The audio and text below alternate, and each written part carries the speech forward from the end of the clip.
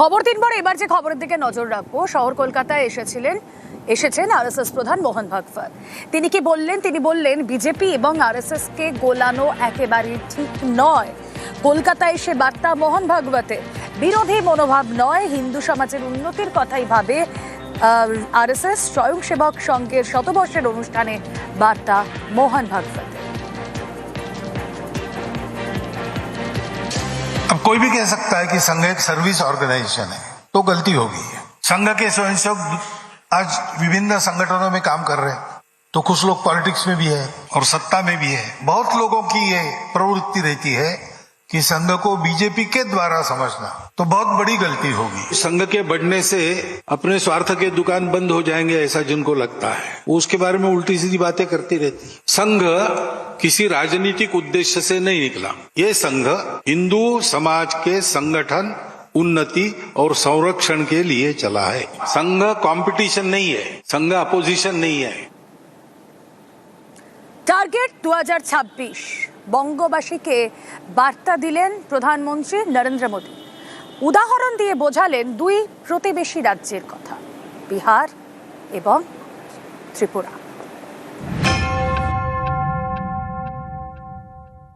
मैं पश्चिम बंगाल की प्रबुद्ध जनता से हाथ जोड़कर आग्रह कर रहा हूं, अब बीजेपी को मौका देकर देखिए।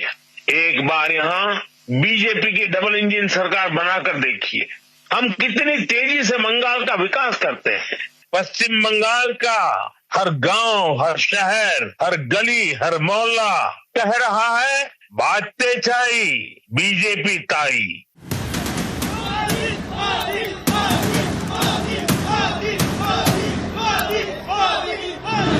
বছর কাটলেই পশ্চিমবঙ্গে বিধানসভা নির্বাচন, তার আগে বঙ্গ সফরে এসে ভোটের দামামা বাজিয়ে দিলেন প্রধানমন্ত্রী নরেন্দ্র মোদী।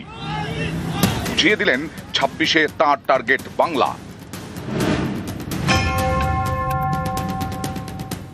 मोदी आपके लिए बहुत कुछ करना चाहता है। पश्चिम बंगाल के विकास के लिए मोदी पूरी ताकत से अपने आप को समर्पित करके काम करना चाहता है। पश्चिम बंगाल के विकास के लिए न पैसे की कमी है, न इरादों की और न ही योजनाओं की। বাংলায় ক্ষমতার পরিবর্তন কেন দরকার তা বোঝাতে প্রতিবেশী দুই রাজ্যের উদাহরণ দিলেন নরেন্দ্র মোদী। বিহার এবং ত্রিপুরা। সদ্য বিহার বিধানসভা ভোটে বিপুল জয় পেয়েছে এনডিএ। বিহারে তাদের সর্বকালীন সেরা ফল করেছে বিজেপি। বাংলার ভোটের ময়দানে বিহারের সাফল্যকে উদাহরণ হিসেবে তুলে ধরলেন মোদী। बिहार ने विकास के लिए फिर से एनडीए सरकार को प्रचंड जनादेश दिया है। बिहार में भाजपा एनडीए की प्रचंड विजय के बाद मैंने कहा था, गंगा जी बिहार से बहते हुए ही बंगाल तक पहुंचती है। तो बिहार ने बंगाल में भाजपा की विजय का रास्ता भी बना दिया है। अब पश्चिम बंगाल में जो महाजंगल राज चल रहा है, उससे हमें मुक्ति पानी है। हमारे बगल में त्रिपुरा देखिए, कम्युनिस्टों ने 30 साल तक त्रिपुरा को बर्बाद कर दिया था। त्रिपुरा की जनता ने हमें मौका दिया, हमने त्रिपुरा की जनता के सपनों के अनुरूप त्रिपुरा को आगे बढ़ाने का प्रयास किया। बंगाल में भी आशा थी कि लेफ्ट वालों के जाने के बाद कुछ अच्छा होगा, लेकिन दुर्भाग्य से टीएमसी ने लेफ्ट वालों की जितनी बुराइयां थी, उन सारी बुराइयों को और उन सारे लोगों को भी लिया। 2019-এর লোকসভা ভোটে এ রাজ্যে বিপুল সাফল্য পায় বিজেপি। 21-এর বিধানসভা ভোটে বাংলা দখলের টার্গেটে সর্বশক্তি নিয়ে ঝাঁপিয়েছিল পদ্ম ব্রিগেড, কিন্তু 77-এই থেমে যায় লড়াই। এবার 26-এ ফের মিশন বাংলা নিয়ে ময়দানে বিজেপি। এবছরে এ নিয়ে চতুর্থবার বাংলা সফর করলেন প্রধানমন্ত্রী। নিউজ 18 বাংলা। প্রধানমন্ত্রী জঙ্গলরাজ তোপে পাল্টা তৃণমূল। বিজেপি আমলে দেশ জুড়ে জঙ্গলরাজ বলে তোপ, বাংলায় উন্নয়নের খতিয়ান দিয়েই তোপ কুণাল ঘোষের। পশ্চিমবঙ্গে সিপিএম এর জমানায় জঙ্গলরাজ চলতো, দেশে বিজেপির অপশাসনের জঙ্গলরাজ চলছে। সেখানে পশ্চিমবঙ্গ হচ্ছে স্বর্গোদ্যান। পশ্চিমবঙ্গে মানুষ অত্যন্ত উন্নয়নের মধ্যে আছেন, তারা দিদির সামাজিক কর্মসূচিতে সুরক্ষিত রয়েছেন। পশ্চিমবঙ্গকে জঙ্গলরাজ বলার আগে ত্রিপুরার দিকে তাকান, পশ্চিমবঙ্গকে জঙ্গলরাজ বলার আগে গুজরাটে পরের পর সেতু ভেঙে পড়ছে দেখুন, পশ্চিমবঙ্গকে জঙ্গলরাজ বলার আগে উত্তরপ্রদেশে কুম্ভ মেলায় পদপৃষ্ঠের মৃত্যু মিছিল দেখুন। বাংলার দিকে আঙুল তোলার আগে মনে রাখুন যে আপনার সরকারের দফতরগুলি উন্নয়নের ক্ষেত্রে সার্টিফিকেট দিয়েছে পশ্চিমবঙ্গই সেরা বলে। বঙ্গ সফরে এসে প্রধানমন্ত্রী নরেন্দ্র মোদীর মুখে এসআইআর অনুপ্রবেশ ইস্যুতেও শান দিলেন তিনি। তার পাশাপাশি মতুয়াদের মন জয় করতে নাম নিলেন হরিচাঁদ গুরুচাঁদ ঠাকুরের।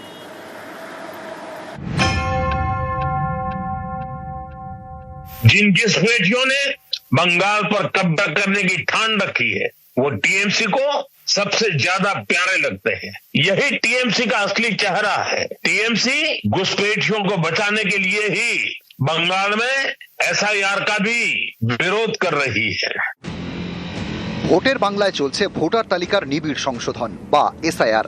ইতিমধ্যেই খসড়া তালিকা প্রকাশ হয়েছে, বাদ গিয়েছে 58 লক্ষ নাম। এসআইআর নিয়ে এখন বঙ্গ রাজনীতি গরম। এই পরিস্থিতিতে বাংলা সফরে এলেন প্রধানমন্ত্রী নরেন্দ্র মোদী, তুললেন এসআইআর প্রসঙ্গ, শান দিলেন অনুপ্রবেশকারী ইস্যুতে। आपको टीएमसी की साजिशों से भी उनके कारनामों से भी सावधान रहना होगा। टीएमसी घुसपैठियों को बचाने के लिए पूरा जोर लगा रही है। एक बार यहाँ बीजेपी की डबल इंजन सरकार बनाकर देखिए। कुछ जगह पर कुछ लोगों ने बोर्ड लगाया है गो बैक मोदी। अच्छा होता बंगाल की हर गली में हर खंबे पर ये लिखा जाता कि गो बैक घुसपैठिए। लेकिन दुर्भाग्य देखिए, गो बैक मोदी के लिए बंगाल की जनता के विरोधी नारे लगा रहे हैं, लेकिन गो बैक घुसपैठियों के लिए वे चुप हो जाते हैं। जिन घुसपैठियों ने बंगाल पर कब्जा करने की ठान रखी है वो टीएमसी को सबसे ज्यादा प्यारे लगते हैं। यही टीएमसी का असली चेहरा है। टीएमसी घुसपैठियों को बचाने के लिए ही बंगाल में एसआईआर का भी विरोध कर रही है। এদিন মোদীর সভা হওয়ার কথা ছিল নদিয়ার তাহেরপুরে। রানাঘাটের এই এলাকায় বড় সংখ্যায় মতুয়াদের বাস। এ রাজ্যে বিজেপির জনপ্রিয়তার অন্যতম ভিত্তি মতুয়ারা। এসআইআর ঘিরে আশঙ্কা তৈরি হয়েছে এই মতুয়াদের মধ্যে। তাদের কতজনের নাম শেষ পর্যন্ত ভোটার লিস্টে থাকবে তা নিয়ে উদ্বেগে রয়েছেন মতুয়ারা। এই পরিস্থিতিতেই বাংলায় প্রধানমন্ত্রী টেলিফোনে দেওয়া ভাষণে নাম নিলেন হরিচাঁদ গুরুচাঁদ ঠাকুরের। श्री हरिचांद ठाकुर ने हमें कर्म का मर्म दिखाया। श्री गुरुचांद ठाकुर ने कलम थमाई और बोरोमा ने अपना मातृत्व बरसाया। इन सभी महान संतानों को भी मैं नमन करता हूं। नदिया के गांव गांव में गंगा के तट तट पर जब हरिनाम संकीर्तन की गूंज उठती थी तो वह केवल भक्ति नहीं होती, वह सामाजिक एकता का आह्वान होती थी। हरिनाम दिए जोगोद माताले अमार एकला निताई, यह भावना आज भी यहाँ की मिट्टी में, यहाँ के हवा पानी में और यहाँ के जनमन में जीवित है। पश्चिम बंगाल की यह धरती वंदे मातरम के अमर गान की भूमि है। इस धरती ने बंकिम बाबू जैसा महान ऋषि देश को दिया। ऋषि बंकिम बाबू ने गुलाम भारत में वंदे मातरम के जरिए नई चेतना पैदा की। वंदे मातरम 19वीं सदी में गुलामी से मुक्ति का मंत्र बना। 21वीं सदी में वंदे मातरम को हमें राष्ट्र निर्माण का मंत्र बनाना है। নিউজ 18 বাংলা। অনুপ্রবেশ রোখার দায়িত্ব কেন্দ্রের। রাজ্য পুলিশের কাজ অনুপ্রবেশ ঠেকানো নয়। অনুপ্রবেশ ইস্যুতে কেন্দ্রকে নিশানা কুণাল ঘোষের। নরেন্দ্র মোদীজি মুখ থেকে যতবার ঘুষপেটিয়া বলে বেরোবে, অনুপ্রবেশ বেরোবে, যান না এখানে আপনি বক্তৃতা না দিয়ে অমিত শাহের সঙ্গে কথা বলুন। অনুপ্রবেশ তো আটকাবার দায়িত্ব কেন্দ্রীয় স্বরাষ্ট্রমন্ত্রীর, বিএসএফ দিয়ে দেশের সীমান্তে। ওটা তো পশ্চিমবঙ্গের পুলিশ দেখে না। আর দুই, আপনাদের এসআইআর এত বড় লিস্ট বেরিয়ে গেল, খসড়া ভোটার তালিকা বেরোলো, কে কোন কারণে বাদ বেরিয়ে গেল, কোথাও তো লেখা নেই সেখানে রোহিঙ্গা আছে, কোথাও তো লেখা নেই অবৈধ অনুপ্রবেশকারী এই কারণে বাদ গিয়েছে। তো সুতরাং যে কথাগুলো আপনি বলছেন এটা হচ্ছে সেম সাইড গোল। ত্রিপুরায় কি করে রোহিঙ্গা ধরা পড়ে, কি করে বাংলাদেশি ধরা পড়ে? আপনার সরকারের দায়িত্ব দেশের সীমান্ত সুরক্ষিত রাখা, আপনার স্বরাষ্ট্র মন্ত্রক, আপনার স্বরাষ্ট্রমন্ত্রী, আপনার বিএসএফ, আপনার সেন্ট্রাল এজেন্সি, আপনি সেখানে ব্যর্থ। আপনি মুখে ফাটা রেকর্ডের মতো যতবার বলবেন ঘুষপেটিও, ততবার সেটা আত্মঘাতী গোল হিসেবে ট্রিটেড হবে।